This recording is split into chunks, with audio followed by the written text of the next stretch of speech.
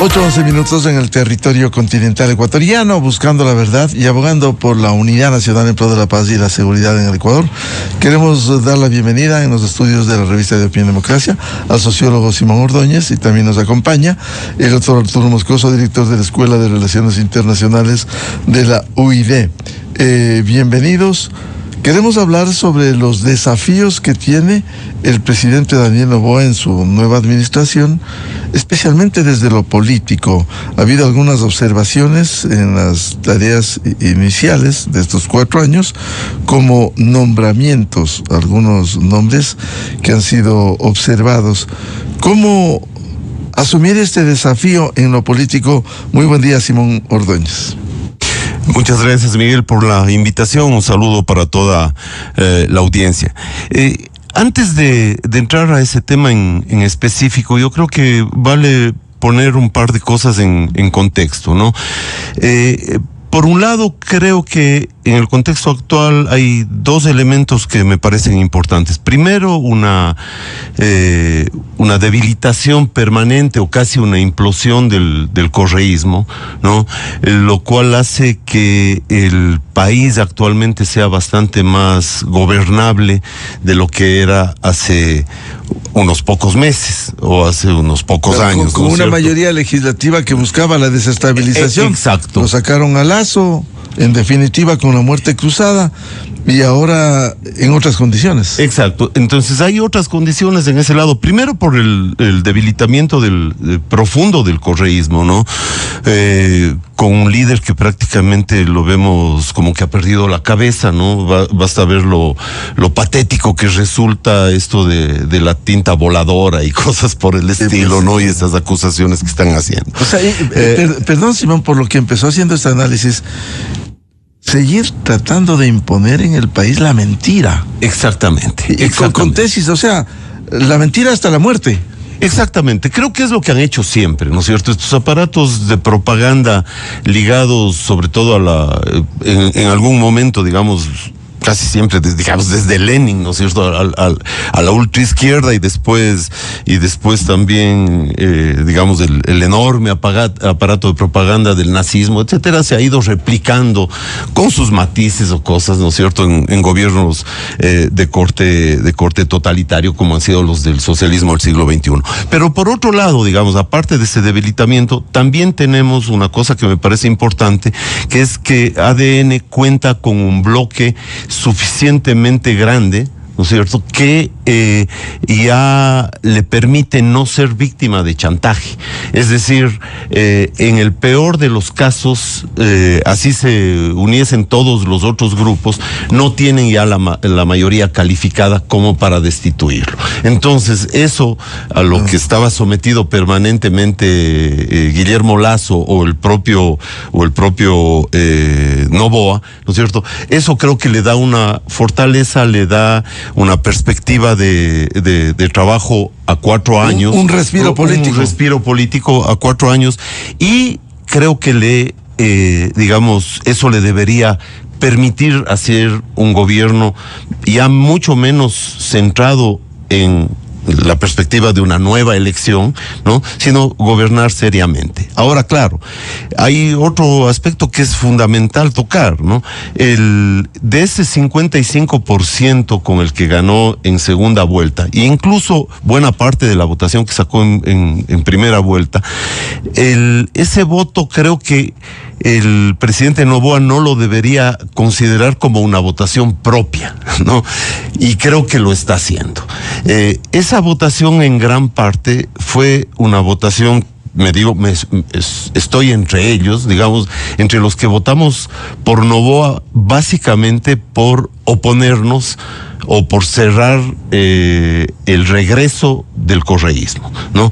Creo que un gran porcentaje de la votación del presidente Noboa responde a eso, y por tanto el presidente Noboa debería considerar eso incluso para el nombramiento de ciertos personajes como los que acaba de nombrar, ¿no es cierto? Entonces, pensar en que buena parte del correísmo más recalcitrante, como la señora Holguín, como este señor Jarrín, como la señora Jaramillo, que entiendo que fue, digamos, personal de confianza de los hermanos Alvarado, ¿no sé?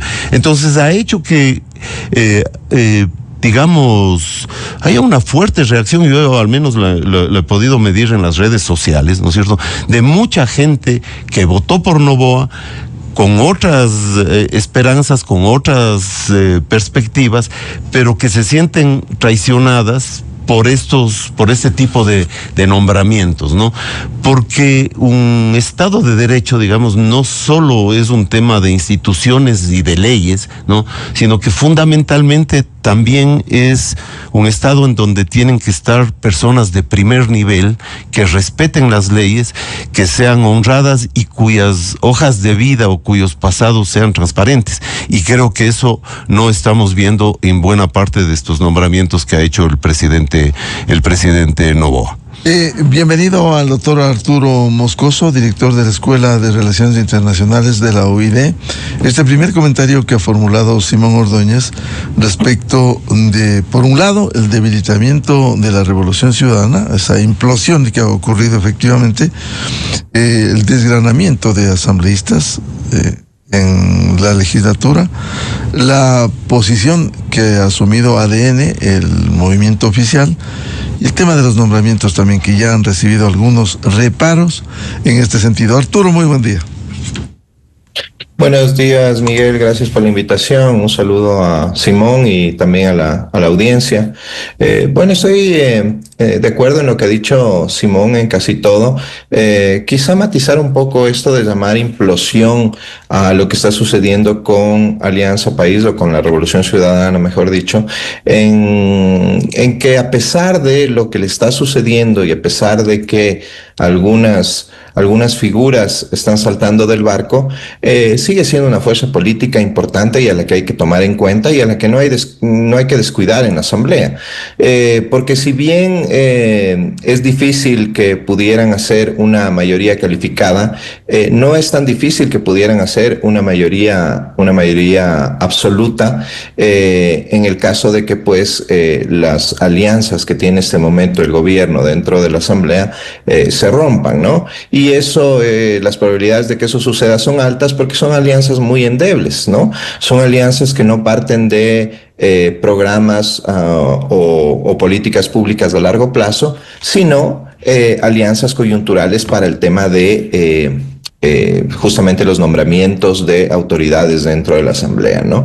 ¿Hasta cuándo puede durar esa alianza? Esa es la pregunta del millón, porque, por ejemplo, en la reconfiguración del gabinete, ¿no es cierto?, si hubieran sido alianzas más a largo plazo, quizá podríamos haber visto ministros de esas carteras, de esas tiendas políticas en ciertas carteras, ¿no? Eso no ha sucedido, no ha habido mayores cambios en el gabinete, y recordemos que estas alianzas se pueden romper fácilmente, sobre todo si es que el presidente empieza a perder capital político, es decir, empieza a perder popularidad y credibilidad, ¿no? ¿Por qué? Porque a los partidos políticos y a los políticos no les gusta estar con quien está perdiendo, ¿no? Entonces puede romperse estas alianzas y eso podría significar un fortalecimiento del correísmo. Y algo que ha dicho Simón muy importante, que es la suma de estas figuras insignes del correísmo, insignes digo por su representación del correísmo, como los que ha nombrado Simón, ¿no? Y que no están considerando que buena parte de la votación que recibió Daniel Noboa fue votación del anticorreísmo, ¿no? Y que no puede entenderse como votación que recibe Daniel Noboa por ser Daniel Noboa, sino por ser representante de esta línea dura de anticorreísmo, que probablemente esté muy desencantada con la suma de estas figuras tan representativas del correísmo al gobierno, ¿no? Entonces eso podría jugarle en contra y no se entiende realmente cuál es la lógica ahí, ¿no? Quizá haya habido acercamientos desde que el presidente Noboa fue asambleísta, pero creo que no se está entendiendo esta lógica de tener cuidado con esa votación que no es propia, es prestada, es votación simplemente de yo no quiero que gane el correísmo. Simón lo ha explicado muy bien, y por eso voto por Daniel Noboa, no voto porque es Daniel Noboa en sí, ¿no? Vuelvo con Simón Ordóñez. Ahora, haciendo un análisis de lo que señalaba con nombres y apellidos de algunos personajes vinculados a la Revolución Ciudadana y que han sido tomados en cuenta en la administración actual, quizás quedan algunas interrogantes, Simón. No sé si puede considerarse una estrategia. Si es así, ¿cuáles serían los objetivos de esta estrategia, nombrar a estos personajes?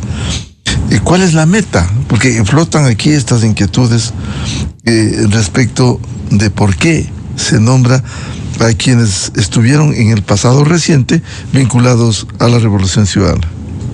Sí, bueno, la verdad no lo entiendo bien. Sinceramente no lo entiendo bien, porque creo que si es que ellos consideran que eso es una estrategia, me parece que están absolutamente equivocados, ¿no? Me parece que están absolutamente equivocados, porque eso creo que le quita totalmente legitimidad al gobierno, ¿no? Como decía antes, y también y también era nombrado por Arturo, ¿no es cierto? Gran parte de la votación de Noboa ha sido una votación que quería y que quiere un cambio frente a lo que fue el correísmo y a todo lo que dejó el correísmo, ¿no? Entonces, contar con estos personajes, que incluso no creo que ni siquiera les sirvan de puente en algún momento con el correísmo actual, digamos, ¿no? Porque ellos ya son vistos como posiblemente como personas que traicionaron al proyecto correísta, que traicionaron a su líder, son etcétera. Implacables. Y en eso son implacables, ¿no es cierto? O sea, la persona, o agachan la cabeza o simplemente claro, les denigran. Exacto, ellos simplemente, o sea, Correa siempre ha buscado incondicionales a su lado, ¿no? Y después de lo que le ocurrió con Lenín Moreno, creo que esa pulsión por tener incondicionales a su lado se ha exacerbado, ¿no es cierto? Eso creo que lo demostró con el tipo de candidatos que ha ido poniendo tanto a nivel local, ¿no es cierto?, como a nivel de la presidencia. Entonces no entiendo bien, más allá incluso de que puedan haber pactos realmente posiblemente medio oscuros, pero que sobre todo contradicen la ética pública, ¿no? Es decir, creo que las actuaciones de este señor Jarrín, las actuaciones de la señora Marcela Holguín han sido impresentables, eran de los correístas más recalcitrantes, ¿no? Y capaces de apoyar cualquier cosa que el líder hacía, ¿no? La señora Marcela Holguín, incluso habiendo provenido del periodismo, fue una de las personas que estaba dispuesta a atacar a sus antiguos compañeros de profesión y a atacar a a la libertad de prensa, etcétera. Entonces, realmente no lo entiendo como más bien como una gran torpeza, y quizás también, más que como torpeza, con esa forma de enajenación que a veces pueden tener los círculos ya cuando están en el poder, o puede tener un presidente rodeado también de nuevos incondicionales, ¿no es cierto? En donde dice, bueno, no me importa mucho lo que diga la gente, lo que piense la gente, yo soy el presidente y yo nombro a quien a mí me dé la gana.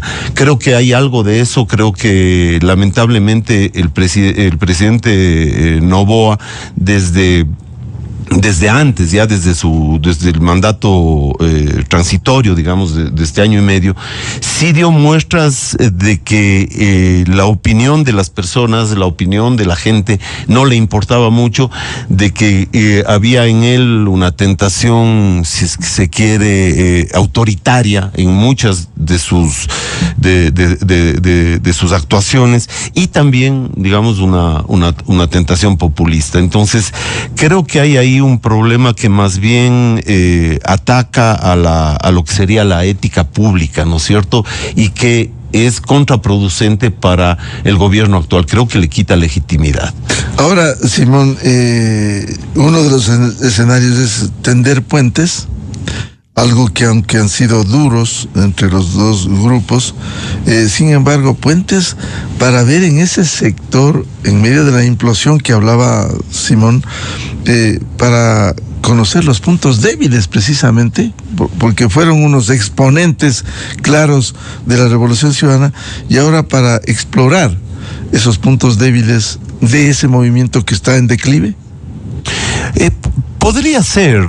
Yo pienso que una gran mayoría de políticos, ¿no es cierto?, más que tener una ideología o adscripciones claras a grupos políticos, a líderes, etcétera, ¿no es cierto?, lo que tienen es una devoción por el poder y por los poderosos.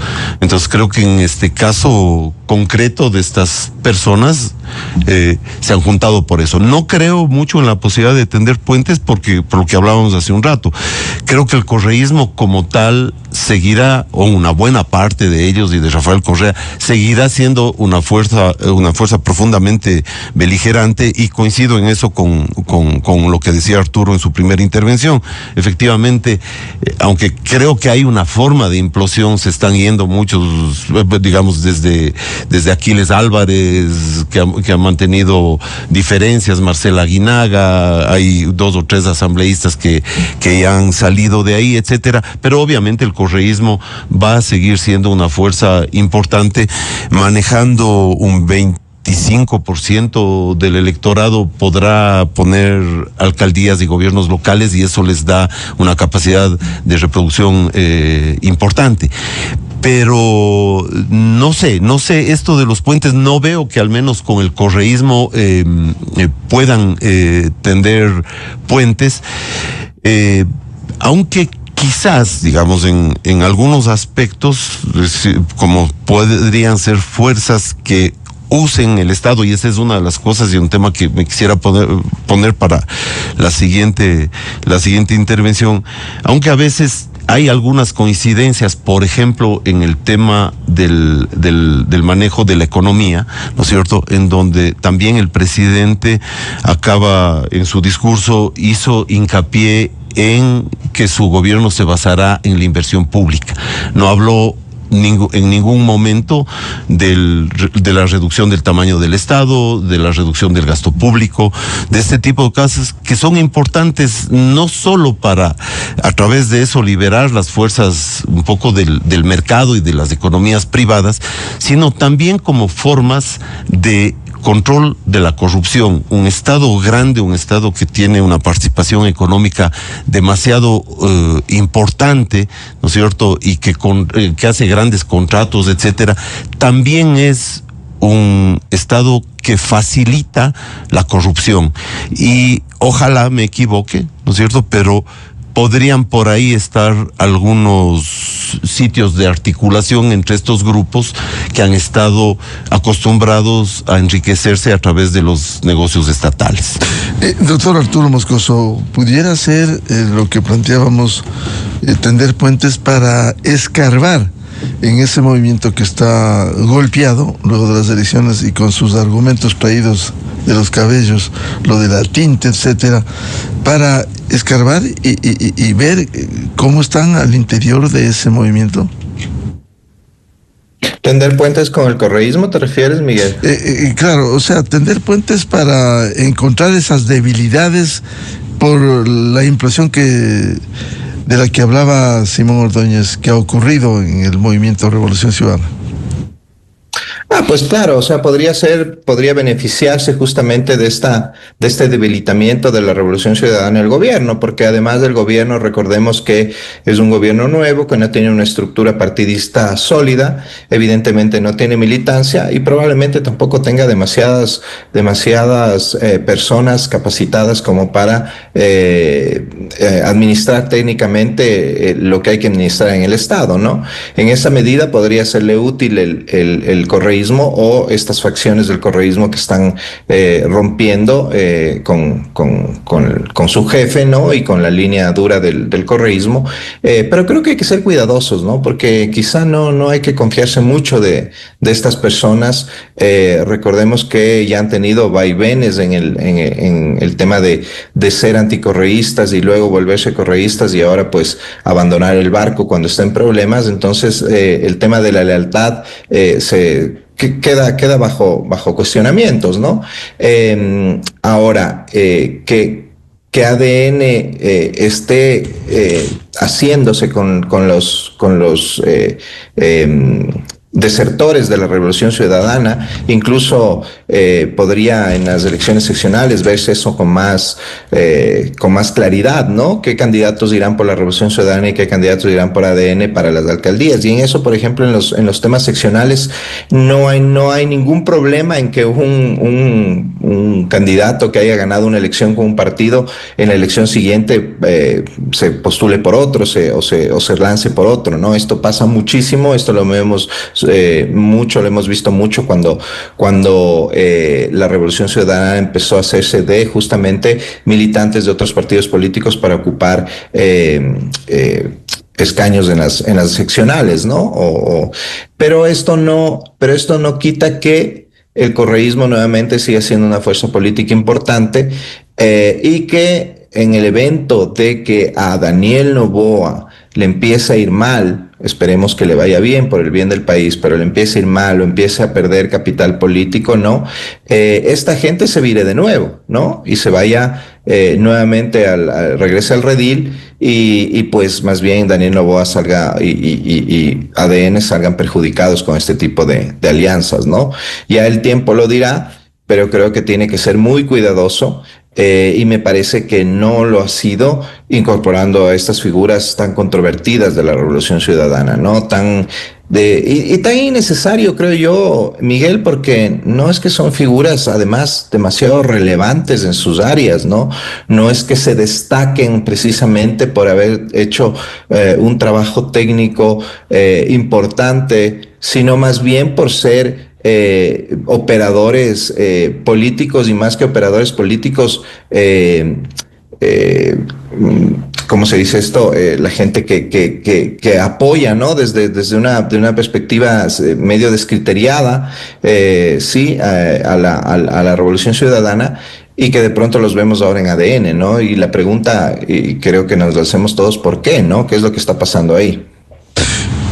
Simón Ordóñez, como ustedes se han referido a personajes del gobierno de 10 años de la Revolución Ciudadana, recuerdo que algo que se vendió y que fue otra mentira, la famosa designación de autoridades por, entre comillas, meritocracia.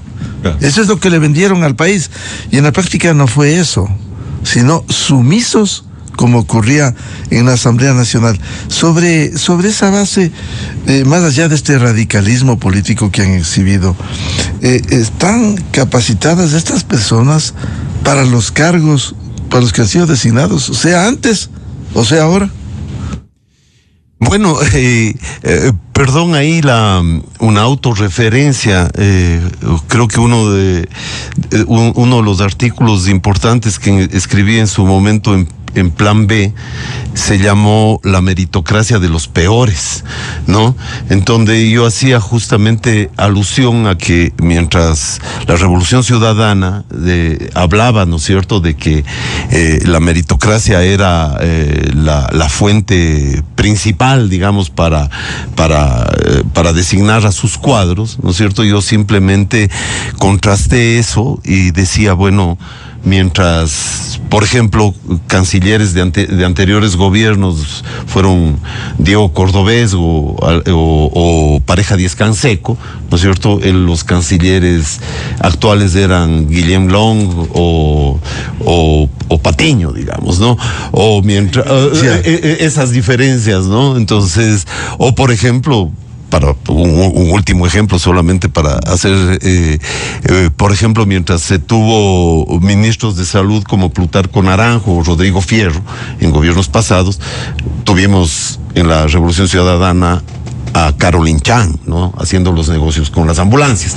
Entonces, bueno, claro, esto de la meritocracia, ¿no es cierto?, que es además un concepto que debería ser clave para la elección de quienes son los principales funcionarios del Estado y en general para todo en la vida deberíamos estar regidos, ¿no es cierto?, por una lógica meritocrática. El mérito debería ser reconocido.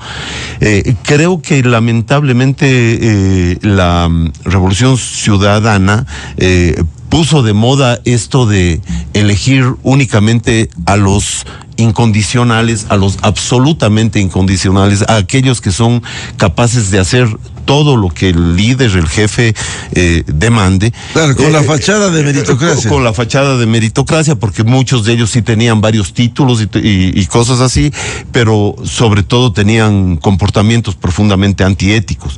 Pero también es un miedo que tengo con relación al gobierno actual.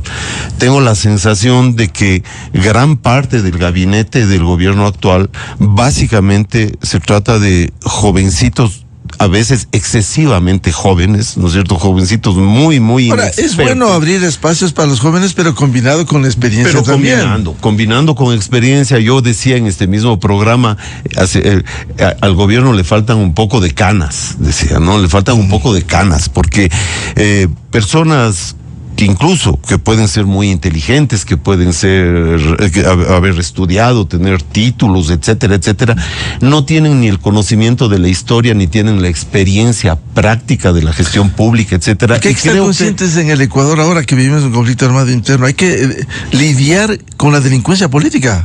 Con la delincuencia política, y para eso se necesita personas con experiencia, con una visión estratégica de largo plazo, ¿no es cierto? Y no únicamente con personas que le puedan ser incondicionales al gobierno.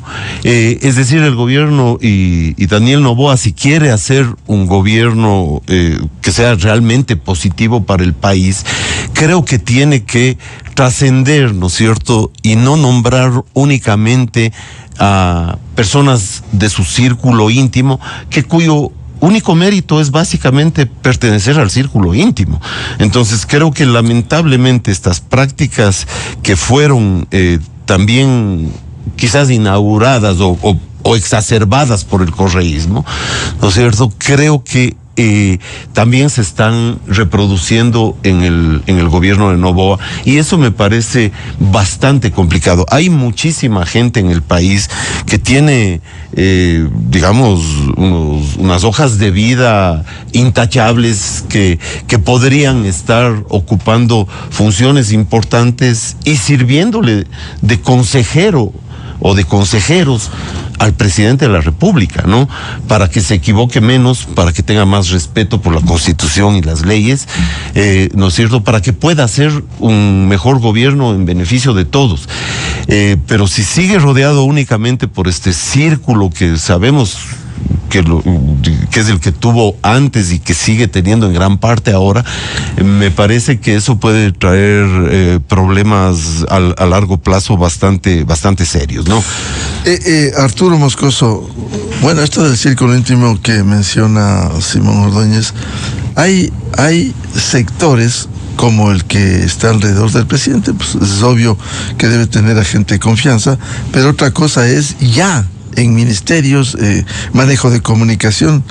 ¿Cree usted que pudieran ser operadores eficaces o no? Como se debe observar en una gestión pública. Simón daba cuenta de personajes de talla, por ejemplo, en salud, Plutarco Naranjo o Rodrigo Fierro Benítez, en donde debiera estar ese tipo de personaje, combinado con la juventud, efectivamente.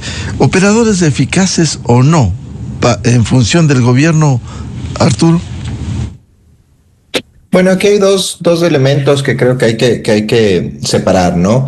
Uno, el tema de operadores en el sentido de ser operadores políticos, que siempre es importante que un gobierno tenga buenos operadores políticos justamente para hacer estas alianzas u obtener apoyos en políticas públicas, en la aprobación de leyes, en el tratamiento de las reformas que se pudieran intentar implementar, etcétera, ¿no?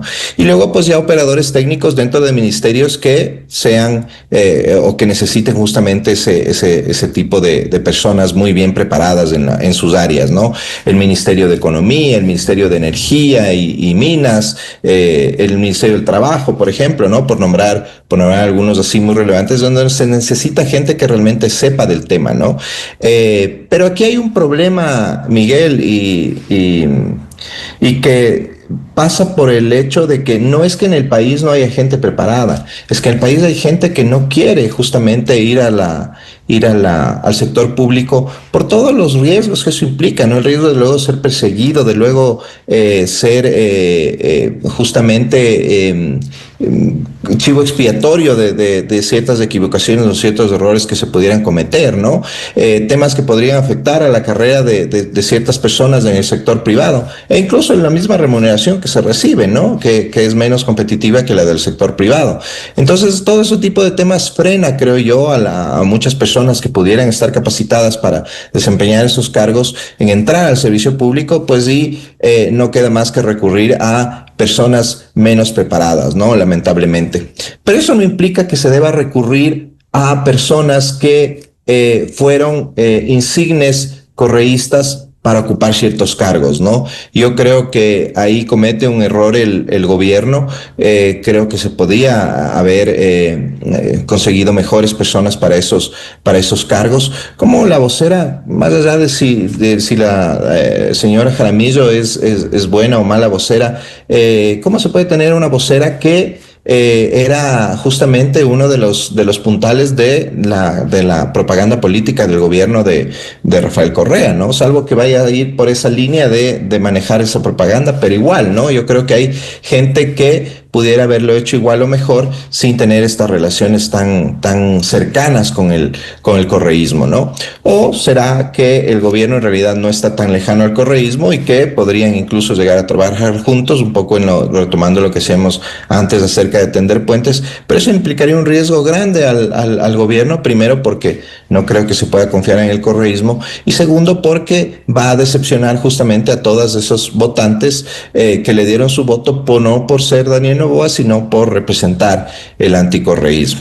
Pero más allá de eso, el tema de rodearse de jóvenes per se no está bien, pero tiene que rodearse también de gente que le diga lo que está bien y lo que está mal, y que el presidente les escuche. Y creo que ese es un grave problema, no solo en este gobierno, sino en los gobiernos anteriores, en donde los presidentes se encierran en una especie de caja de resonancia, en donde los que les rodean les dicen lo que quieren escuchar y no lo que realmente está sucediendo. Eso los aleja de la realidad, y claro, eso afecta el tema de la gobernabilidad, el tema de las decisiones que se tomen, el tema de errores graves que se pueden cometer y que incluso podrían poner en riesgo a la misma permanencia del gobierno, ¿no? Simón, parte de lo que señala Arturo Moscoso, parte de un gobierno debe ser saber rectificar cuando comete errores, como toda administración, saber escuchar y saber rectificar. Así es, eso me parece absolutamente fundamental. Yo siempre he pensado, ¿no?, que los gobiernos, aparte de, digamos, de tener personas de muy alto nivel que estén cercanos al presidente y que sean respetados por el propio presidente. Es decir, creo que el presidente tiene que rodearse de personas que sepan más que él en muchos ámbitos, porque obviamente lo fundamental en un presidente es que sea lo suficientemente inteligente y que tenga una cultura general como para tener criterio para tomar decisiones en los distintos ámbitos, pero tiene que rodearse de personas que saben más que él, a quienes oye, ¿no es cierto? Eso era quizás... Este artículo al que me refería antes era una de las cosas importantes, digamos, en el gobierno de Roldós, Hurtado, en el de Borja quizás, ¿no es cierto? El presidente no era el sábelo todo, ¿no? El presidente estaba rodeado de personas que le podían hablar claramente y decirle, mire, presidente, se está equivocando en esto. Claro, lo bueno y lo malo. Lo bueno y lo malo. No solo salamería. Claro, no solo salamería, exacto, ¿no? Porque claro, si uno se rodea de salameros y de personas que únicamente le dicen lo guapo y lo inteligente que es, bueno, estamos perdidos. Eso creo que le ha pasado a varios gobiernos, ¿no? Entonces, creo que eso es fundamental. Yo incluso también había pensado que un presidente debería tener algún grupo que esté totalmente alejado del poder real, ¿no es cierto? Pero con el que se reúna una vez al mes, 2, 3, 4 personas. Para escuchar las críticas. Para escuchar las críticas, ¿no es cierto? Escuchar las críticas, leer la prensa, leer a los periodistas críticos, leer a los analistas críticos, hacer un poco caso de eso, porque no es que ni los periodistas ni la gente que critica o cosas así sean antipatriotas ni antinovoístas ni nada, todo lo contrario. Mucha gente se juega el pellejo diciendo las verdades que tienen que ser oídas por el presidente. Entonces, tengo un poco de recelo en ese sentido con relación al presidente y su círculo íntimo, porque me parece que no escuchan mucho, ¿no? Incluso creo que hay ya 2 o 3 gestos que a mí me preocuparon desde el inicio de su primer mandato, ¿no es cierto? Cuando recibió la noticia de que había ganado la presidencia en su finca de Olón, rodeado de sus amigos, y creo que esta segunda vez fue básicamente lo mismo. Y cuando no ganó en primera vuelta en esta segunda elección, también no tuvo la preocupación de comunicarse con sus electores, de agradecer, de hacer una propuesta, etcétera. Entonces, me da cierto recelo de una forma de ensimismamiento del presidente, ¿no es cierto? Que no le permita justo esto que nos decías, Miguel, que es, saber escuchar, saber rectificar, porque creo que hay muchas cosas que hay que rectificar. Creo que desde la campaña, pese a que apoyamos finalmente a Noboa, dijimos que había que rectificar muchas cosas, ¿no? Y ojalá lo hagan. Por el momento no veo claridad en que lo esté haciendo.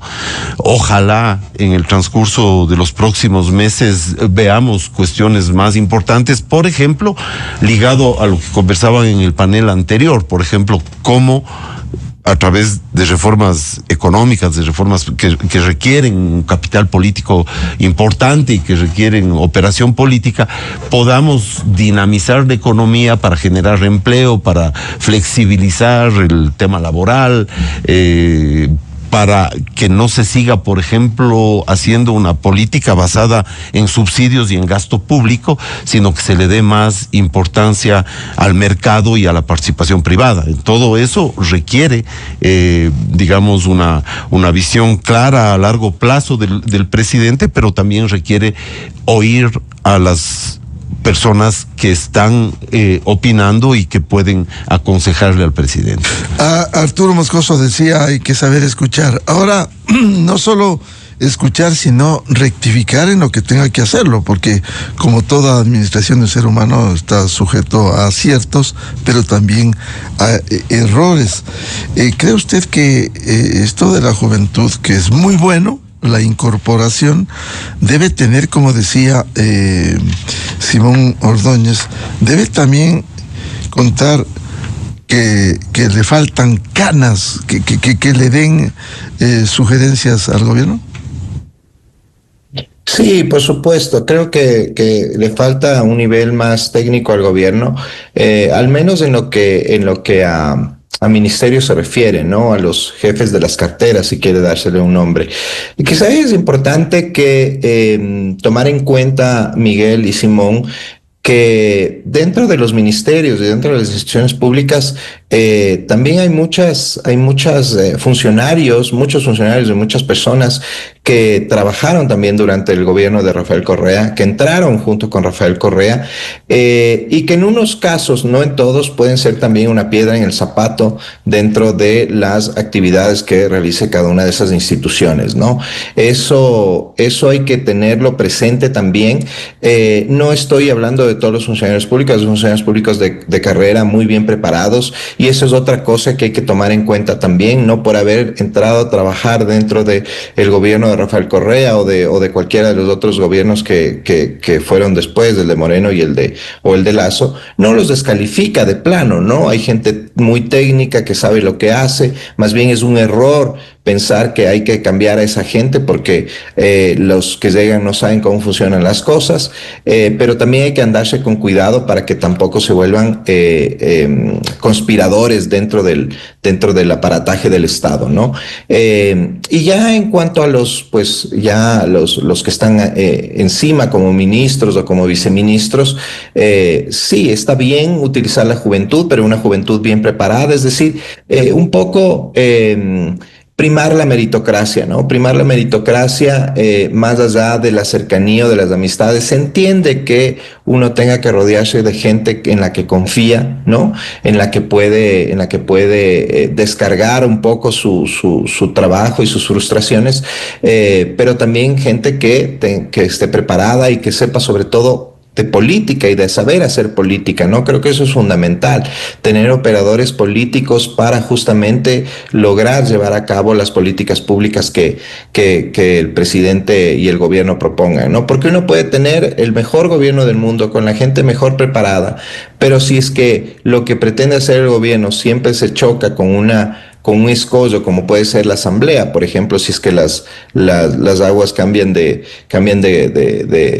aires, ¿no? Y empieza más bien a gestarse una especie de oposición sólida en la asamblea, eso podría traerle muchísimos problemas de gobernabilidad al presidente, ¿no? Entonces creo que saber navegar en esas aguas es importantísimo, y recordemos, Miguel, que son 4 años de aquí en adelante en los que el presidente tiene que enfrentarse a una oposición fuerte todavía, aunque esté debilitándose, y que podría en cualquier momento ponerle el pie para que le vaya mal, y podríamos llegar incluso a eventos en los que se intentare que el gobierno no termine su periodo, ¿no? Entonces, creo que es importante pensar eso, ¿no? Ya no es el año y medio de interinazgo, es 4 años en adelante y 4 años en donde el desgaste de los gobernantes es fuerte. Así que eso tiene que tomar en cuenta el presidente para cualquier decisión que vaya a tomar, ¿no?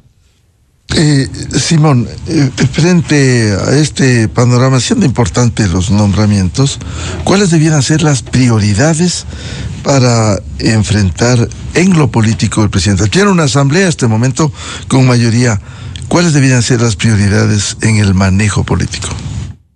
Bueno, yo creo que en los 4 años que le quedan es importante que enfrente,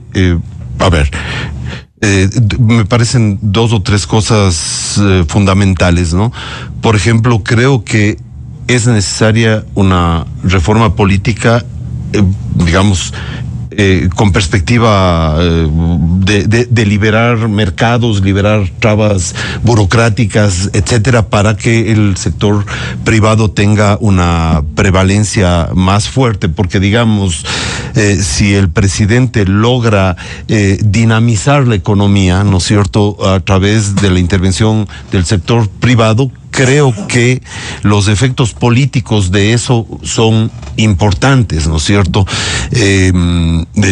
Eso una.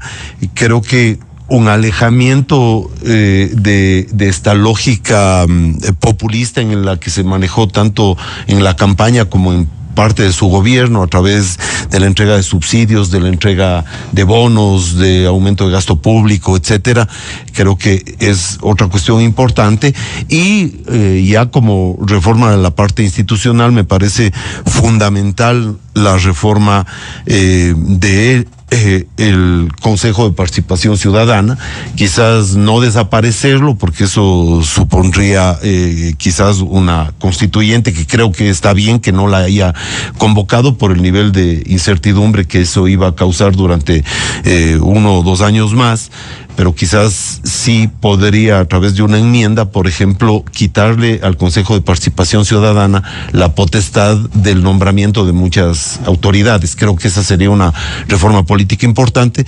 Me parece también importante modificar las atribuciones y competencias del Consejo de la Judicatura, ¿no es cierto? Hemos visto que ese consejo ha sido tomado por lo más bajo de la política ecuatoriana, no solo de la política ecuatoriana, sino de la delincuencia política, ¿no es cierto? Tenemos ahorita un expresidente de la Judicatura que está preso, ¿no es cierto? Señor, ¿cómo era? Vilman Terán, ¿no?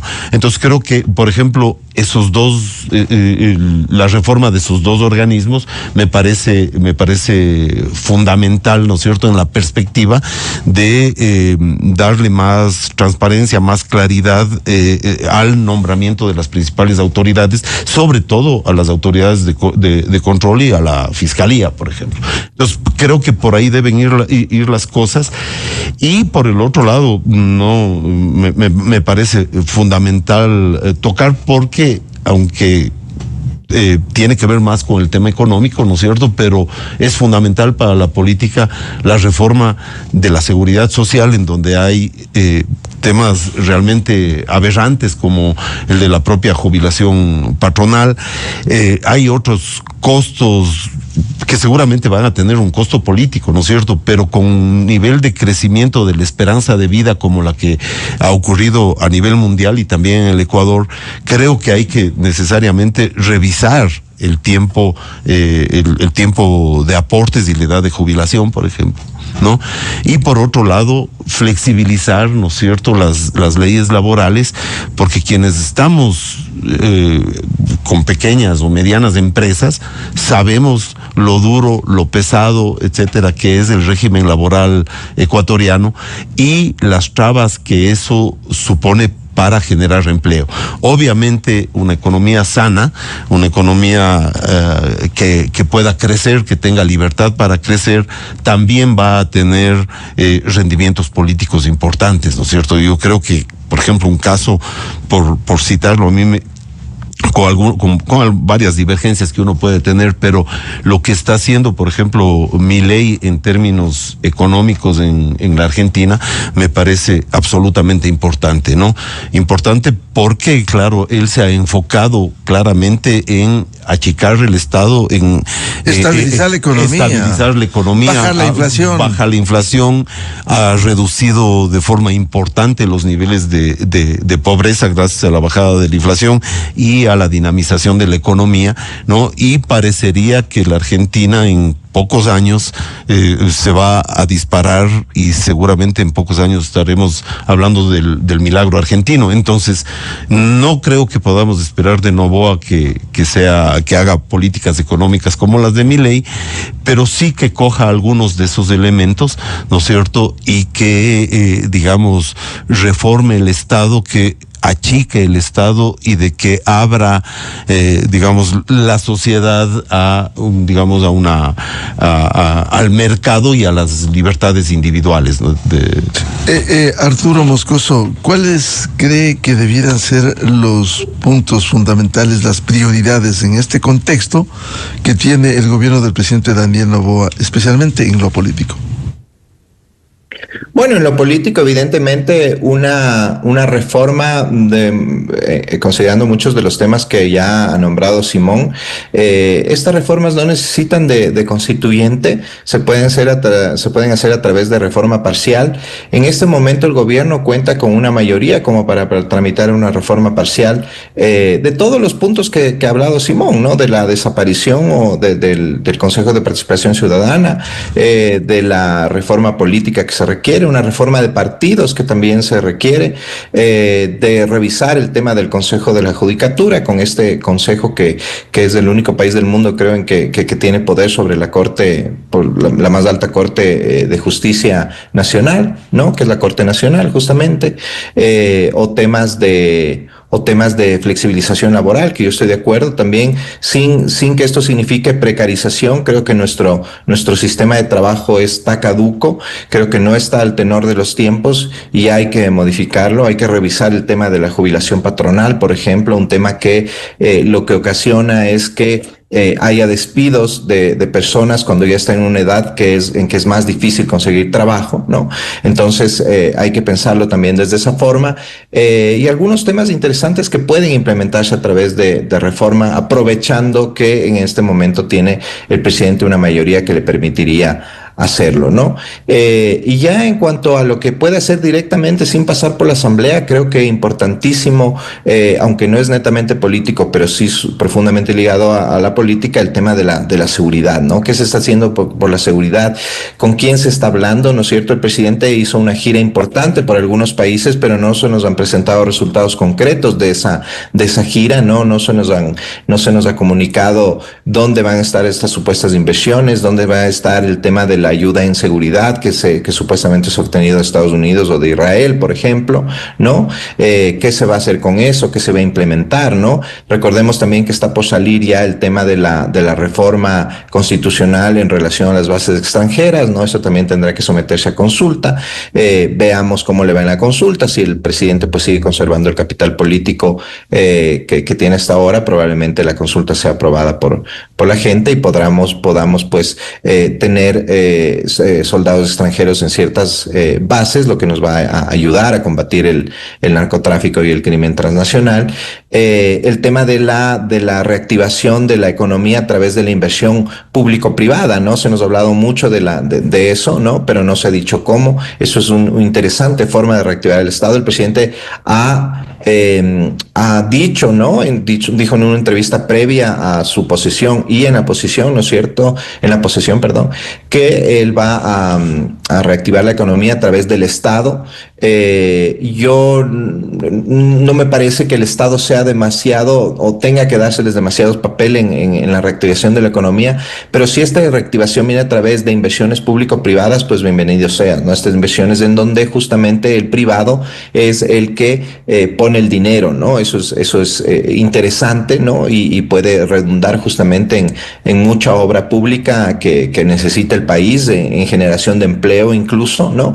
Entonces, pero estos inversores necesitan seguridad jurídica, necesitan seguridad física también, ¿no? Entonces, esas cosas van de la mano, y el gobierno tiene que ir trabajando urgentemente en eso para mantener. Y son cosas además que no dependen necesariamente de la Asamblea, de una reforma constitucional profunda, sino que pueden ya implementarse directamente desde el Ejecutivo, ¿no? Esperemos que así sea y esperemos que pues la gente que le rodea al presidente sea la adecuada para que estas metas se cumplan, ¿no?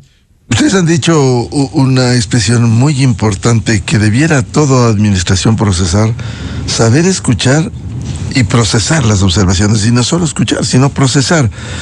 Es un desafío para el gobierno, Simón.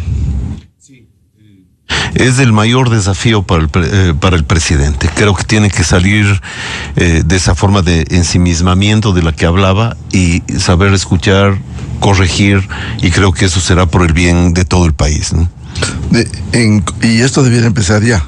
Tiene que empezar ya. Por ejemplo, en el tema de forma, nombramientos.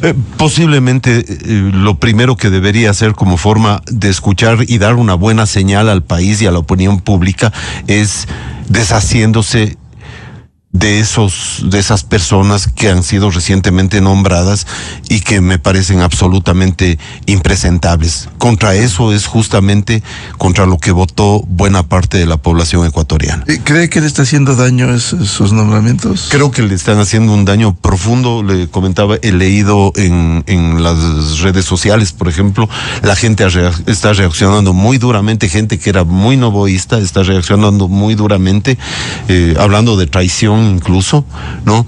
Creo que le hace un daño profundo y y no solo por la reacción de las personas, sino porque creo que ante todo un gobierno tiene que estar revestido de una ética pública, ¿no es cierto?, de una ética, y que esa ética se tiene que reflejar en las personas que lo conforman, ¿no?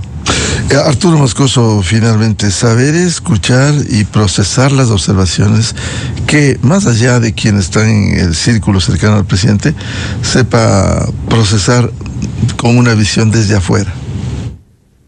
Sí, por supuesto, creo que eso es importantísimo, lo hemos hablado mucho durante esta charla, Miguel, la idea de que el presidente sepa escuchar no solo a sus más cercanos, que está bien, sino a la gente que, aunque pueda parecer dura, pues le tiene que decir las cosas como son, ¿no? Que salga de esa burbuja, de esa caja de resonancia, y que realmente escuche a la gente que incluso no necesariamente tiene que estar en el gobierno, ¿no? Incluso a la gente desde la academia o desde el sector civil, ¿no? Que siempre están ofreciendo insumos al gobierno y que pueden ser adecuados para su gestión y que además le pueden mantener más tiempo estable en la gobernabilidad, ¿no? Así que esperemos que eso suceda en este gobierno y que no le rodeen de gente que simplemente le adule y le diga lo que quiere oír, sino de gente que le diga lo que no quiere oír, pero que es necesario que escuche. ¿Y el no hacerlo, Arturo, pudiera ser contraproducente para la propia administración? Claro, por supuesto, podría generar incluso en una inestabilidad del gobierno, ¿no? Como le pasó a Guillermo Lasso, Miguel, ¿no? Sin ir muy lejos. Entonces creo que es importante y esencial en un gobierno saber escuchar. Bien, muchas gracias por estas reflexiones, estos desafíos desde lo político que tiene el gobierno del presidente Daniel Noboa. Y con un hecho, una premisa: si le va bien al gobierno, le va a ir bien al país. Si le va mal al gobierno, le va a ir mal al país, con las experiencias que se ha podido ver en este Ecuador inestable. Muchas gracias al sociólogo Simón Ordóñez y al académico director de la Escuela de Relaciones Internacionales de la UID, Arturo Moscoso. Muy amables. Gracias, Miguel. Un saludo, Arturo. Gracias. Un saludo, Simón. Abrazos. Con esto cerramos la jornada de entrevistas y debates, la opinión diversa y libre en la revista de Opinión Democracia. Les recomendamos, ya viene en ExaFM, el show de la papaya, y a los miles de seguidores de la revista de Opinión Democracia, les deseamos un feliz lunes, feliz inicio de semana a todos, feliz inicio del mes de junio. Muy buen día. La revista de Opinión Democracia, buscando la verdad en todas partes. Inicio de espacio promocional y publicitario. Llegó a Quito el bingo de la suerte de lotería.